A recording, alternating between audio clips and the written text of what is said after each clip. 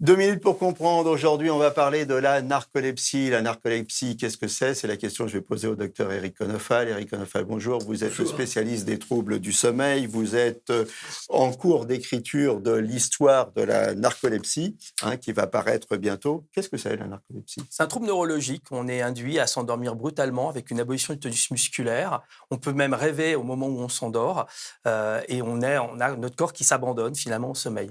Ça veut dire qu'en pleine journée comme ça, Ouais. à un moment, poum, Ouais. je dors. Absolument. Il y a des facteurs qui sont par exemple le rire. Si on nous fait rire, on peut avoir une abolition du tonus musculaire et s'endormir brutalement. Ça peut être dangereux. Je conduis, Ça peut être dangereux. On peut se retrouver dans des situations, on descend, on monte un escalier, on se retrouve dans un lieu public, absolument.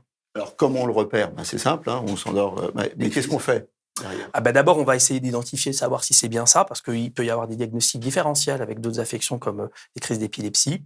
On proposera aux patients de faire un enregistrement du sommeil pour vérifier ce qui se passe. Et en fait, sur le plan du sommeil, on s'aperçoit que les gens passent très vite dans un sommeil qui est le sommeil paradoxal, sommeil pendant lequel on a une abolition du tonus musculaire. Donc en fait, on passe de l'éveil au sommeil brutalement, sans passer par un sommeil léger ou profond, directement sommeil paradoxal. Brutalement, c'est quelques secondes, quelques C'est minutes. de l'ordre de quelques secondes. De l'ordre de En fait, on tombe comme un château de cartes. On a un effondrement de toute sa structure musculaire et on se retrouve par terre.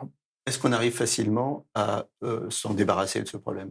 Alors, on sait aujourd'hui que c'est dû à une mort de cellules ou à une dégradation importante sur le plan immunitaire des cellules à hypocrétine qui contrôlent en fait notre réveil.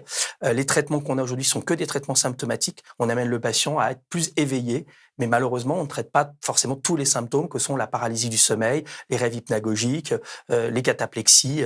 On traite plus souvent que la somnolence diurne excessive. En tout cas, il faut consulter en cas de symptômes pour essayer au moins d'en atténuer les conséquences.